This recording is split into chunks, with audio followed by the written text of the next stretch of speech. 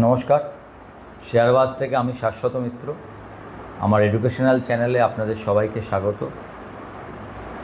সকালবেলা যারা আমার টেলিগ্রাম চ্যানেলের সঙ্গে যুক্ত আছেন তারা জানেন যে আমি বলেছিলাম যে ট্রাম্প একটা টুইট করেছে যে মোদির সঙ্গে মনে হচ্ছে ভারতের সঙ্গে ট্রেড ডিলটা কথাবার্তা আবার চলবে এবং নেক্সট উইকে আমার বন্ধু মোদির সঙ্গে দেখা হচ্ছে। এবং মোদিও সঙ্গে সঙ্গে সেটা লিখেছিলেন যে আমরাও আশা করি দুটো গ্রেট কান্ট্রি মিলে এই ট্রেডের যা প্রবলেম সব মিটে যাবে। এবং চিন্তা করুন, উনি অনেকটা পজিটিভলি আবার মোদি যেটা লিখেছেন সেটাকেও আবার রিপোস্ট করেছেন। এই অবধি সবই ভালো, কিন্তু আবার মুশকিল কি, উনি ট্রাম্প, উনি তো অন্য কেউ নন।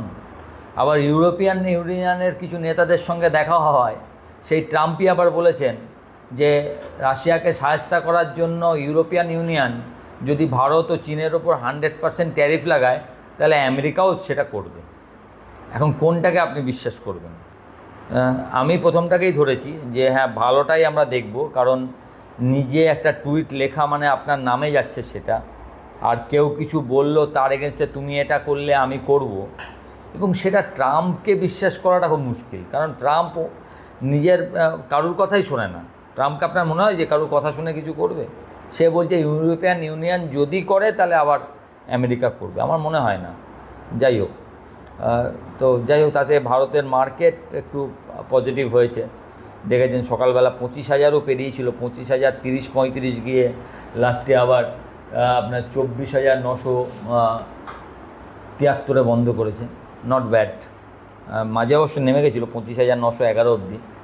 এখন সামান্য অল্প একটু গ্যাপ আপ রয়ে গেছে, বেশিরভাগ গ্যাপ আপটাই পূরণ হয়ে গেছে 910-11 অবধি আসাতে।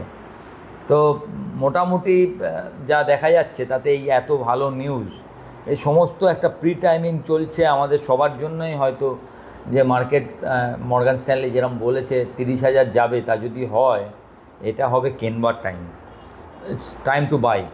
এবং সেই সময় আপনারা একটা লিঙ্ক দিচ্ছি নিচে, সেই লিঙ্কে একটা লিঙ্ক রয়েছে, সেখানে আপনি কমপ্লিটলি উইদাউট ব্রোকারেজে ফর ফার্স্ট 2 মান্থ আপনি NSE FNO, intraday, delivery, IPO সমস্ত কিছু, কারেন্সি কমপ্লিটলি ফ্রিতে কাজ করতে পারবেন। লিঙ্কটা নিচে রয়েছে, যারা মনে করবেন তারা লিঙ্কটা দেখে নিতে পারেন। যাই হোক, মার্কেট এই যে দেখছেন, আজকে আরেকটা উল্লেখযোগ্য ঘটনা হয়েছে, সেটা হচ্ছে অ্যামফি ডাটা এসছে। অ্যামফি ডাটা আপনারা জানেন, মিউচুয়াল ফান্ডের সমস্ত ডাটা অ্যামফি দেয়।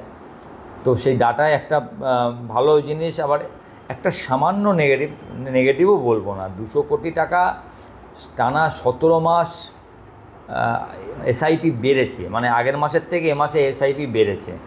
এই প্রথম 17 মাস পরে আগের মাসে 28,464 কোটি টাকার SIP হয়েছিল, তার জায়গায় 28,265 কোটি টাকার SIP হয়েছে। মানে সামান্য একটু SIP অ্যামাউন্টটা, তবু একটা ভাবুন, এটা কম হয়েছে আপনি ভাবছেন। আমি জানেন সব কিছু পজিটিভলি দেখি, আমি বলবো 28,000 কোটি টাকা নতুন করে মার্কেটে এসছে, 28,000 নিউ মানি, এবং সেটা এসছে। একটা ডাটা দেখছিলাম, ইন 2025 প্রায় 1,72,000 কোটি টাকার মনে হয় FI বেচেছে, 1,72,000 কোটি টাকার শেয়ার।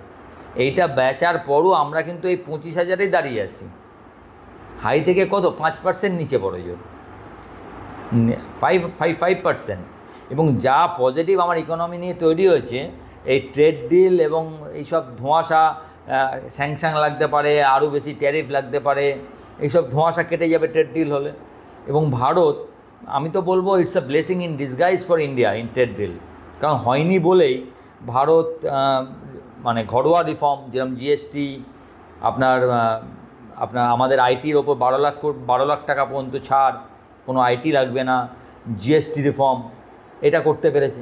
প্লাস আরেকটা জিনিস ভারত করেছে, এই সময় অত্যন্ত তাড়াতাড়ি করে বিভিন্ন দেশের সঙ্গে ট্রেড নেগোসিয়েশন করছে ভারত। একই সঙ্গে ইউএ অলরেডি জানেন যে ব্রিটেনের সঙ্গে করেছে, এছাড়াও ইউরোপিয়ান ইউনিয়নকে বহু দেশের সঙ্গে ভারতের নেগোসিয়েশন চলছে, আফ্রিকান কান্ট্রির সঙ্গে নেগোসিয়েশন চলছে। এবং চায়না, যা আমাদের মোটামুটি বলতে পারেন শত্রুই ছিল, প্রায় বন্ধু তো ছিল না, এমনকি এই কদিন আগে অপারেশন সিন্দুরও পাকিস্তানকে যথেষ্ট সাপোর্ট করেছিল, তাদের সঙ্গেও ভারতের একটা সম্পর্ক সহজ হয়েছে। রাশিয়া তো ভারতের চিরকালই বন্ধু। তো মানে ভারত এখন অপশান প্রচুর খুলেছে। এই অপশান খোলার জায়গায় ভারতের থাকতো না যদি না ট্রাম্প এই বৈরিতাটা দেখাচ্ছেন।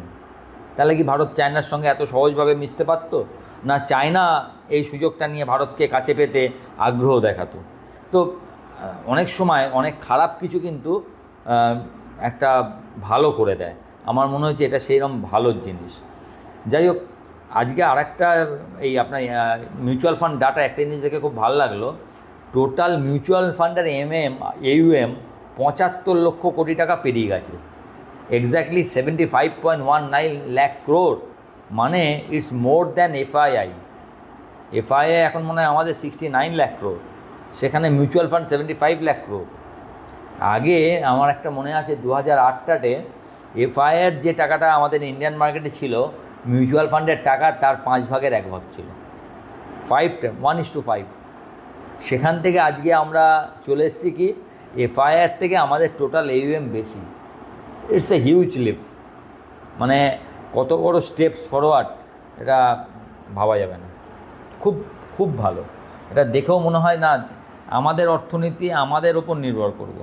অন্য কেউ বাইরে থেকে এসে অনেক চেষ্টা করেও আমাদেরকে, এবং এখনও দেখছেন একইভাবে DIR যেরকমভাবে কিনে যাচ্ছে, এরপরে FIIরা যদি কিনতে আসে তাহলে মার্কেট আরও বাড়বে। আমি চাই FIIরা আরও পরে কিনতে আসুক।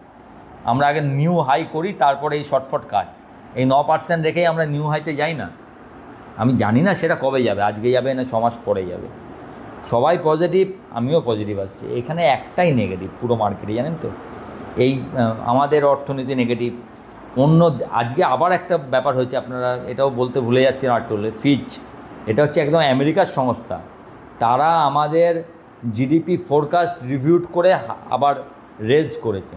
যেটা 6.5 ছিল সেটাকে 6.9 করেছে, 6.5 থেকে 6.9, এবং 2028-এর ফোরকাস্টও বাড়িয়ে 6.2-তে নিয়ে গেছে। 2028 মনে হয় 6-এ ছিল, সেটা 6.2, আর যেটা FY26-এ 6.5 ছিল সেটাকে 6.9। মানে আপনি যদি কন্টিনিউয়াসলি তাকান লাস্ট 6 মাসে রেটিং আপগ্রেড থেকে বেশি GDPর ফোরকাস্ট সব কিছু ভারতের জন্য পজিটিভ এসছে। Everything is positive for India ইকোনমিতে। আপনি যদি বাইরের দিকেও তাকান, আপনি দেখতে পাবেন যে ভারতের মোটামুটি আমাদের যে ট্রেডের সারপ্লাস যেগুলো ছিল, আমরা যারা আমাদের থেকে আমরা তাদের সঙ্গে চেষ্টা করছি আমাদের আরও বেশি ট্রেড তাদের সঙ্গে তৈরি করার, যাতে তাদের সঙ্গে আমাদের ট্রেড ডিফারেন্সটা কমে, আরও বেশি জিনিস আমদানির থেকে রপ্তানিটা বেশি করার, ট্রেড ডিফারেন্স কমবে, বাইরের টাকা আসবে। আর একটা পজিটিভ তো আপনারা দেখেছেন, কদিন আগে রাশিয়া আগে আমাদেরকে $1.5 কম নিত, ক্রুড যা দাম চলছে তার থেকে $1.5 কম, এখন নিচ্ছে $4 কম। তাহলে ভাবুন। এবং শুধু তাই নয়, ট্রাম্পের এত রক্তচক্ষুর পরও ভারতের ক্রুড আমদানি বলছে আগের মাসে প্রায় 22% বেড়েছে। মানে ভারত এটাকে পাত্তা দিচ্ছে না। তো একদিকে ভারত দুটো কূটনীতি খুব ভালো হয়েছে, কি বলুন তো। ট্রাম্প অ্যাকচুয়ালি বুলি, সে তো যাকে যা পাচ্ছে বলছে, কিন্তু একটা জিনিস দেখুন, ভারত যখন যা খারাপ বলেছে, ভারত কিন্তু কোনো তার প্রশাসনিক স্তরে কোনো উত্তর দেয়নি। কিন্তু যখন ভালো বলেছে সেটাকে ভারত দেখিয়েছে, হয়তো প্রধানমন্ত্রী নিজে টুইট করেছেন, কিন্তু খারাপ কথার পাত্তা দেয়নি। ভারত বলছে তুই যা বকবার বকে যা, আমি আমার কাজটা সারছি। This is the best policy to ignore a bully. আপনি আপনি যদি তাকে ইগনোর করেন, তার থেকে বড় তাকে না পাত্তা দেওয়া আর কিছু হতে পারে না। তার সঙ্গে মুখ লাগানোর থেকে অনেক ভালো হচ্ছে ইগনোর করা। তো ভারত সেকেন্ড পলিসিটাই নিয়েছে, ভেরি গুড। এখন ধরুন এই কদিন GST যে সেক্টরগুলো ভালো হবে সেই সেক্টরগুলো চলেছে, FMCG চলেছে, আপনার যেগুলো GST কমছে সেগুলো সব চলছে।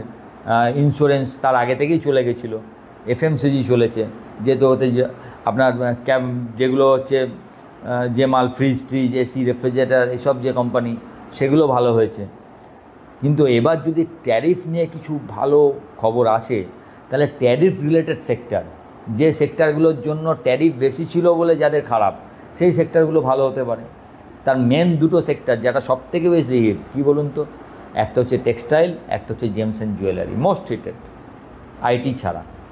আইটি তো ট্যারিফ ডাইরেক্টলি লাগেনি, বা আপনি বলতে পারেন ট্যারিফ লাগতে পারে আইটি এবং আরেকটা যে ফার্মাতে ট্যারিফ লাগতে পারে, কিন্তু এই দুটো যেহেতু লাগেনি, আইটিও ভালো হবে।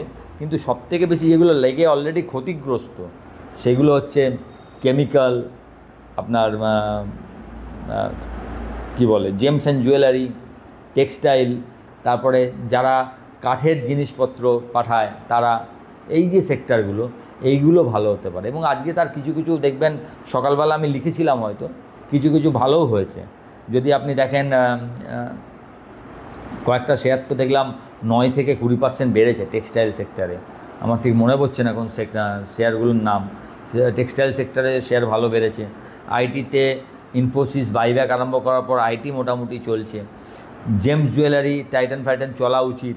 আরেকটা সেক্টর একদম আমরা কেউ পাত্তাই দিচ্ছি না, আর 3টে সেক্টরকে, যে সেক্টরগুলো কিন্তু এখন দাঁড়িয়ে আছে বেশ ভালো জায়গায়। কি বলুন তো, একটা পাওয়ার একদম, পাওয়ারে দেখবেন কোনো কিচ্ছু নেই, এবং পাওয়ার রিলেটেড এনবিএফসিগুলো যেন আরইসি, পিএফসি, কিচ্ছু চলছে না।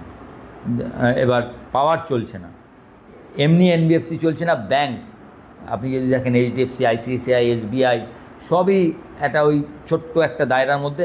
আইসিআইসিআই, এইচডিএফসি তো লোয়েস্ট লেভেলে, এসবিআইও আজকে কিছুটা বেড়েছে কিন্তু ওই জায়গায়। তার মানে কি, এইগুলো একটা বারবার জায়গা আছে, ছোট ব্যাংক এইগুলো যদি চলে, কারণ এরা একটা অবধি নিয়ে গেছে। নেক্সট যদি আরেকটা ওপরে যেতে, আরেক ধাপ ওপরে উঠতে হয়, তখন এইগুলোকে চলতে হবে। সঙ্গে রিলায়েন্সকে একটু ভালো হতে হবে। Without Reliance, without HDFC bank, without ICICI bank, it's very difficult এই লেভেলটাকে রক্ষা করার। তো আশা করছি কোনো না কোনো সময় এগুলো আস্তে আস্তে ভালো হবে। আপনারা এই শেয়ারগুলো এবং যে সেক্টরগুলো বললাম, যে সেক্টরগুলো একদমই চলেনি, পাওয়ার, জেমস জুয়েলারি, এগুলোর দিকে একটু নজর রাখুন। কেমিক্যাল সেক্টর, নবীন ফ্লুরিন, কিছু কিছু শেয়ার আছে যারা, এসআরএফ, এইসব সেক্টরগুলো, এগুলোকে আপনারা একটু নজর রাখতে পারেন। ভালো থাকবেন। ভিডিওটা ভালো লাগলে একটু লাইক, শেয়ার, এবং যারা প্রথমবার দেখছেন সাবস্ক্রাইব করবেন, এবং আমার টেলিগ্রাম চ্যানেল যেটা সম্পূর্ণ ফ্রি তার সঙ্গে যুক্ত থাকবেন।